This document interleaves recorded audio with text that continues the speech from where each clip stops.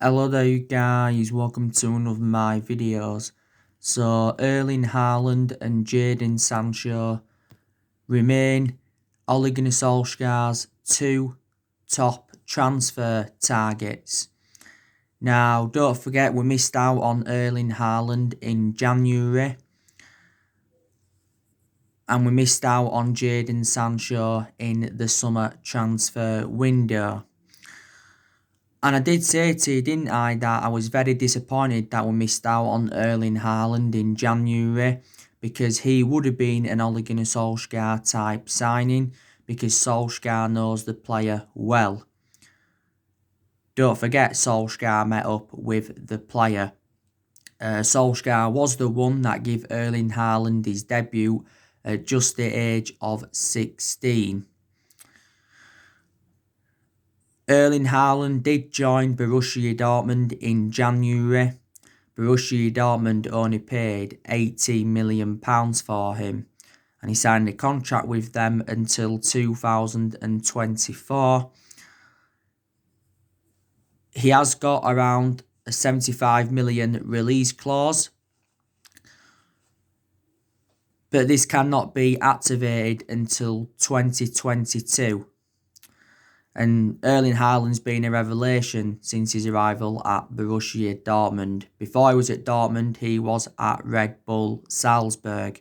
And he's still only very, very young. Now, Jadon Sancho, we've been in for him for a long time. I think we must have been in for him for like the last 3 years. He's been our number one priority target for a while. Borussia Dortmund come out and said that they were baffled by our move for Sancho on deadline day. But we could still possibly sign him in January. Now, Borussia Dortmund's valuation was £108 million. And obviously we weren't determined to meet their valuation. But like I've said before, throughout the course of this Jadon Sancho transfer saga, it has been Borussia Dortmund's asking price that has been the stumbling block. Now, it did mention that Sancho agreed personal terms with Man United. It mentioned that the agent fees had been agreed and a contract had been agreed. But we couldn't come to an agreement on a fee. Now, Fabrizio Romano recently revealed that Jadon Sancho's transfer to Manchester United was one step away. And this was in July, until the Glazers changed the deal.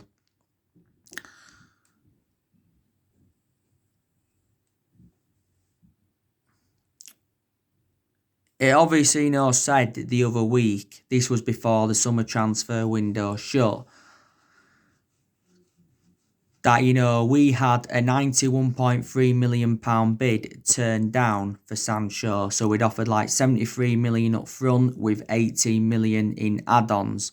This was stemming from Sky Sports. It fueled more speculation up because Sancho was dropped from Borussia Dortmund's squad for their game against Freiburg last week. By the way, Dortmund won that game by 4-0. Apparently Sancho had illness, that's why he wasn't involved. And he was dropped from Dortmund's game against Bayern Munich in the German Super Cup. But you can understand why Solsjaer has been very infuriated over the Jadon Sancho transfer saga. Back in August, Borussia Dortmund had said that we had until the 10th of August to sign the player. We obviously missed out on that deadline, so Sancho went out on pre-season. Then just after that, he mentioned that we'd abandoned our chase for the player until next summer. But one thing we have confirmed, we are not giving up on the signing of the player. Now, if Sancho is to do well up until January, or up until, next summer, if he's still at Dortmund by next summer, then, Dortmund may demand more than £108 million. Sancho's been at Dortmund now for quite a few years, and I think since his arrival in Germany, he has been a revelation. Dortmund only paid £8 million for him from Man City back in 2017. He's still got a contract with Dortmund until 2023. The main explanation why he left Manchester City is because he didn't get assured any first team opportunities.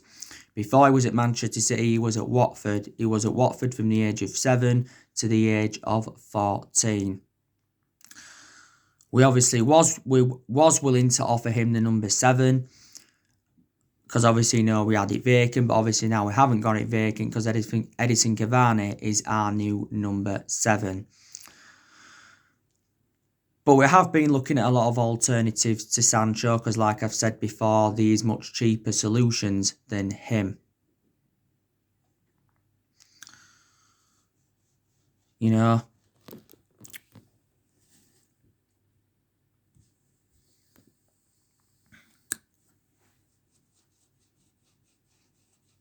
So that's the breaking news on that. Now, obviously, there was quite a few players that were missed out on during the course of the summer transfer window. We obviously missed out on Jack Grealish, missed out on Nathan Ake, missed out on Kalidou Koulibaly, missed out on Sergio Reguilon, also missed out on Gareth Bale, missed out on Ismail Assar. Well, it said we're not going to make a move for Ismail Assar, before the 16th of October. Don't forget we inquired about getting Ousmane Dembele on loan. So yeah, missed out on quite a few players. But like I've said to you before, I don't think Ole Gunnar Solsjaer has been backed enough as Manchester United manager, and I think he does deserve more backing. And I just think, the managers that we've had since Alex Ferguson retired have not been backed enough. And there's a lot of Manchester United fans that are demanding the board out, because we've been very critical of the board for several years, reflecting how poor our recruitment policy's been. We've also overpaid for players. We've also made a lot of mistakes in the last 7 years. Woodward's been at the football club since 2012, and the Glazers have been at the football club since 2005. Matt Judge has been with us around 7 seasons or so, and he's accountable for some of the failure of transfers. But like I've said to you before, I think the biggest culprits are the Glazers, because the Glazers are the ones that recommended Woodward and Matt Judge into the football club, and I just don't think the Glazers have got any intentions of selling Manchester United, and they've got no intentions of getting rid of Woodward. But Solskjaer did reveal a few times throughout the course of the summer transfer window that he was very frustrated with the board.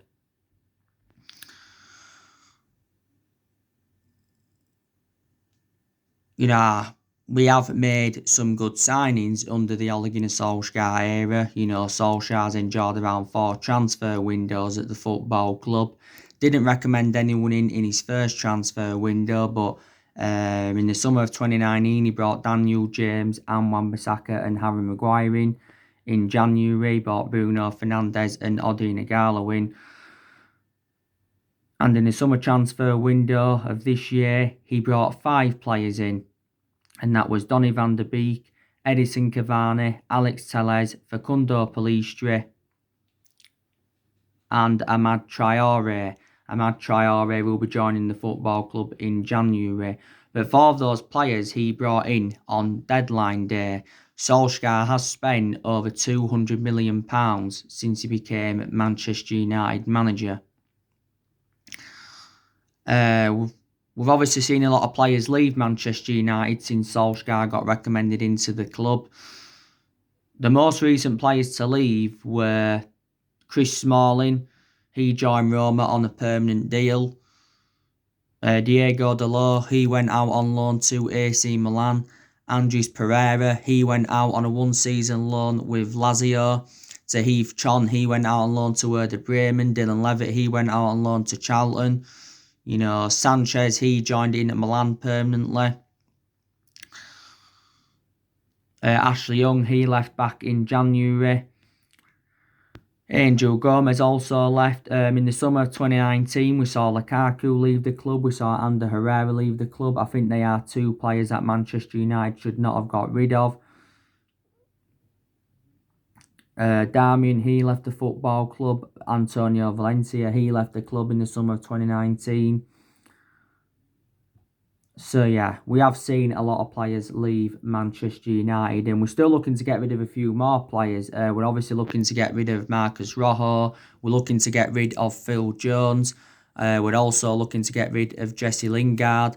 Sergio Romero, he's open to leaving the football club. Because Sergio Romero is now our third choice goalkeeper, and he won't want to stay at Manchester United as third choice goalkeeper, will he, Romero? I also like the way that Solskjaer's promoted the youth, because the young players have been given their opportunities. And we've also had some good periods under the Ole Gunnar Solskjaer era. Don't forget, we went on a 19-game unbeaten run in all competitions. We went on a 14-game unbeaten run in the Premier League. And we did well in that 3-month period when Solskjaer was the interim manager. Solskjaer did very, very, very well in that 3-month period when he was the interim manager. And that's the main explanation why we give him the job permanently. Solskjaer has been at Manchester United now for almost 2 years. And Solskjaer has managed around 90-odd games for Manchester United. He's won over 50 games as Manchester United manager. Now, Solskjaer knows that he's under serious pressure at the football club, reflecting on our bad start to this season. He's in the same position as he was in at the first part of last season, because don't forget, the first part of last season we enjoyed our worst start ever to a Premier League season. And at that point, Solskjaer was very close to getting sacked as Manchester United manager. Now, we've already lost 2 of our opening 3 league games so far this season. And both them defeats have come at home. It's the first time we've lost our 2 opening home league games in 34 years. We lost our opening game against Crystal Palace by 3-1. That was our worst defeat on an opening day of a Premier League season since 1995. And we lost to Tottenham not so long ago by 6-1. That's our worst defeat under the Ole Gunnar Solskjaer era. And it's our worst defeat since the Alex Ferguson era. And Solskjaer made an admission after that game, saying that it was his worst day in his managerial career. And we was lucky to beat Brighton in our second game in the league. We're beating them by 3-2, but in reality it should have ended 2-2. Probably our best game so far this season was the 3-0 win against Brighton in the Carabao Cup. That was our best game, yeah. But we are sitting 16th in the Premier League, so we are near the relegation zone, and we've only registered 3 points from 3 league games so far. I think Solskjaer will end up being sacked as Manchester United manager. Not at this present time, but I don't think it will be long. I believe he will be gone by Christmas. There's a lot of Manchester United fans that are demanding him out. In a lot of Ole Gunnar Solskjaer's games at Man United, his decision-making has been very, very poor. And I said that's something he's got to improve on. And obviously, Solskjaer hasn't got a proven pedigree, let's be honest. Manchester United is the 3rd club in his managerial career. Reflecting how long he's been with us, he's gained managerial experience. Obviously, before he was with us, he was at Mould. Won a few Norwegian titles and that with them. And before he was at Mould, he was at Cardiff. His record at Cardiff was absolutely disastrous with Solskjaer's. The main explanation he got sacked from Cardiff is because he ended up getting them relegated. But I think, we've just got to get a manager in with a proven pedigree and a manager who would suit the strappings of the club. I think Mauricio Pochettino will be Manchester United's next manager. Don't forget, it recently said that we'd been in contact with Mauricio Pochettino's representatives. I think Pochettino is interested in coming to Manchester United. Pochettino has been managerless now for almost a year, because last year he was sacked by Tottenham. I think Tottenham paid around 12.5 million to sack him. Pochettino was linked with a managerial role at Manchester United before Solsjaer came in December 2018. He was the favourite to take over. Mauricio Pochettino is well proven in the Premier League and he's dealt with top players. Mauricio Pochettino endured 5.5 years with Tottenham. Analysing the vast majority of his tenure, Tottenham were competing in and out of the top four. And he did guide Tottenham to their first ever Champions League final last year. My only element of concern about Pochettino is not won anything in terms of silverware, has he? Don't forget, at one point there was talks of Massimiliano Allegri coming in to replace Solsjaer, and at one point Zinedine Zidane was linked with a managerial role at Man United. But if we do sack Solsjaer, he will be the fourth permanent manager to be sacked since the Sir Alex Ferguson era. We've already sacked three managers since the Sir Alex Ferguson era, and that was obviously Moyes, Louis van Gaal and Jose Mourinho. And like I've said to you before, we haven't really got the structure to keep sacking managers. If we do sack Solskjaer anyway, it'll only cost the club around £4 million. That's totally contrast to the £18 million that we paid to get rid of Jose Mourinho. Like I've said to you before, I want Solskjaer's managerial tenure to work out at the club because I like him a lot. He was a great player for the football club for 11 years. He flourished under Alex Ferguson's guidance. But I just don't think he's good enough to succeed as a manager. You know, this is his second full season as Manchester United manager. And I said to you before this season started, what would represent a good season for Manchester United? And that would be to finish in the top four, maybe in the top two or top three, and win a trophy. We have not yet won out in terms of silverware under the Ole Gunnar Solskjaer era, and we haven't won a trophy for over 3 years. You know, so I said Solskjaer's got to exceed these expectations. I think that to avoid him getting the sack, he's obviously, you know, we've obviously got to see players improve. You know, Solskjaer's obviously got to improve his decision making, like I've already mentioned. But there you go. We have not won the Premier League since 2013. The last time we won it was under the Sir Alex Ferguson era. But we haven't marked any title challenge up in the last 7 years. I think we have at least 3 to 4 years off from winning the Premier League title. I really, really do. But last season was Ole Gunnar Solskjaer's first full season at the football club. Obviously, you know, we got qualification for the Champions League. We also finished third. That's the second highest we've finished since the Sir Alex Ferguson era. And we also progressed to 3 semi-finals. We got to the FA Cup semi-final, the Europa League semi-final and the EFL Cup semi-final. You know what I mean? There's good players at Manchester United.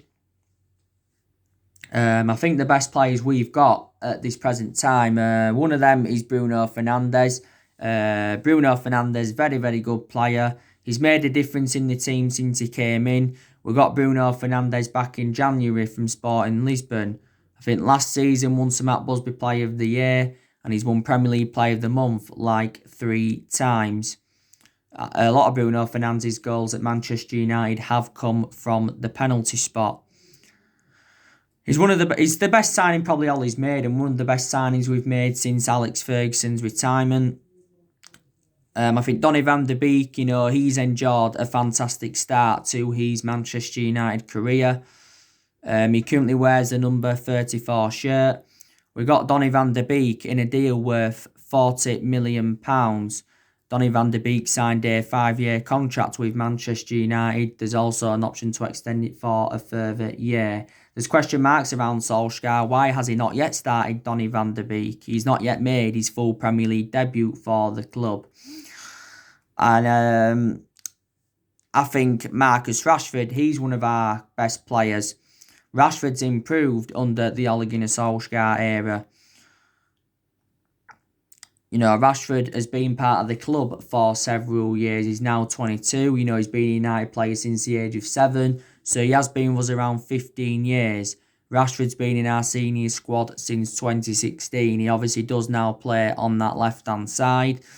Mason Greenwood, I think he's one of the best players we've got. Don't forget Mason Greenwood was recently dropped from Gareth Southgate's England squad. And before we kicked off our season, I think we had a few issues with Mason Greenwood. Mason Greenwood's our number 11. He's the 4th Manchester United player to wear the number 11. I think Anthony Martial, he's one of our best players. Hasn't had the best of starts to this season, Anthony Martial, but I thought it was exceptional last season under Solskjaer. Martial's enjoyed a good 5 years or so now at the club. He was very good as well in his debut season under the Louis van Gaal era. Martial's currently our number 9, so he plays centrally. He's very effective in that central position, even though it isn't his predominant position. Martial's got a 3-match suspension because he got sent off in the 6-1 defeat to Tottenham. Didn't he, don't forget? And I think it was the wrong decision.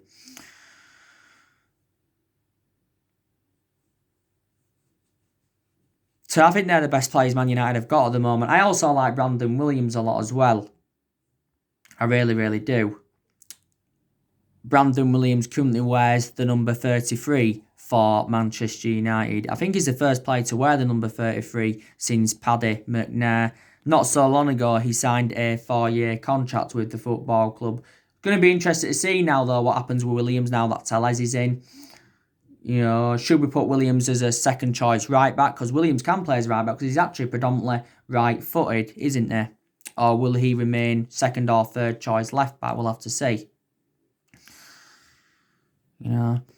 But there's players at Manchester United that have been underperforming, and I think they're inconsistent. I think Wan-Bissaka, he's had a very, very poor start to this season. Wan-Bissaka's got to improve his attacking intent because that's what he's really, really lacking at the moment. But I think his defensive contributions been very, very good most of the time. This is his second season at Manchester United. We got Wan-Bissaka in a deal worth £50 million from Crystal Palace last summer. I think, David De Gea, he's got to get back to his best vein of form. Already conceded 11 goals in his last 3 games. Probably De Gea is going to remain our number 1 goalkeeper this season. But I don't think he should. I think Solskjaer should put Dean Henderson as number 1 because I think Dean Henderson is now reliable enough to become our number 1 goalkeeper. Dean Henderson has got that experience behind him. Dean Henderson in his last 2 games, he's kept 2 clean sheets. De Gea's been a long serving at Manchester United. This is now his 10th season at the club. De Gea's obviously, made over 400 appearances for Man United in all competitions. 300 odd of those appearances have come in the Premier League. He's won everything domestically at the football club, and he has won individual awards reflecting on his good run of performances over the years. We paid just over £18 million for De Gea from Atletico Madrid back in 2011.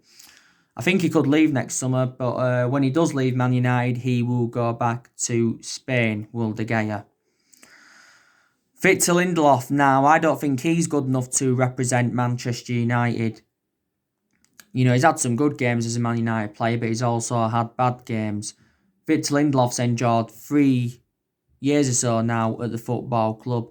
Got him from Benfica back in 2017 for £30 million.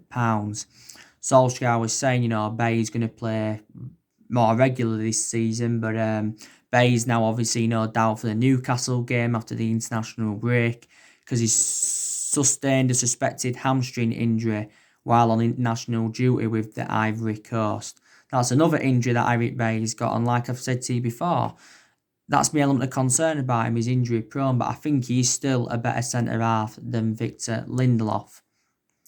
So that's another selection dilemma for Solsjaer ahead of the game against Newcastle. Harry Maguire, I think he's also had a very bad start to this season. I don't think Harry Maguire is good enough to captain the team. I think, Manchester United should give the captaincy to someone else. I think we should probably give it to either Bruno Fernandez, Donny van der Beek, or possibly Marcus Rashford. We give Harry Maguire the captaincy because obviously Young left the football club in January. We definitely overpaid for Harry Maguire. We got him in a deal worth £80 million from Leicester last summer. As it stands at the moment, he's the second most expensive signing at the club and the most expensive centre-half in the world. Luke Shaw, he hasn't had the best starts to this season. Like I said, Luke Shaw's obviously not going to be our first choice left back now following the arrival of Tellez. But if we had to play with 5 at the back, then obviously you can put Tellez as a wing back, then you can put Luke Shaw as a left centre back. He's a good full back, is Luke Shaw. He's endured this 6 years or so now at Man United, but my element of concern about him is that he is injury prone. We paid around £30 million for him from Southampton back in 2014, Luke Shaw. Paul Pogba, he's endured a very, very poor start to this season. I think there's a good chance, that Paul Pogba could leave the football club in January or maybe next summer. Don't forget, Paul Pogba recently made an admission saying that it's his dream to play for Real Madrid one day. So he basically wants to make a move to Real Madrid. Now, he's saying the exact same thing as he said around this time last year, because around this time last year, Paul Pogba was talking a lot about Real Madrid and he was talking about Zinedine Zidane. And he said, he was seeking for a new challenge and he wanted to leave Manchester United. I think Paul Pogba's valued at just over £70 million. Obviously, his former club Juventus have been in for him. Paul Pogba did endure 4 exceptional years with Juventus, but the vast majority of his performances at Man United have been totally comparison to his ones at Juventus. He's had some good periods at Manchester United, though. Like I mentioned, towards the end of last season, I thought Paul Pogba did very, very well. For the vast majority of last season, though, didn't really have a perception on him because he was out with that ankle injury. Pogba sustained a few injuries as a Man United player. This season is his 5th season at the club since he rejoined from Juventus back in 2016. As it stands at the moment, he's our most expensive signing because we paid £89 million for him, Paul Pogba. And there's no talks going on regarding a new contract for Pogba. As it stands at the moment, he's just got under a year left on his Man United contract, but the club do have an option to extend it for a further year. But just before we started our season, Pogba's agent Mini Raiola had come out and said that Paul Pogba wants to stay this summer and he will hold talks over a new contract.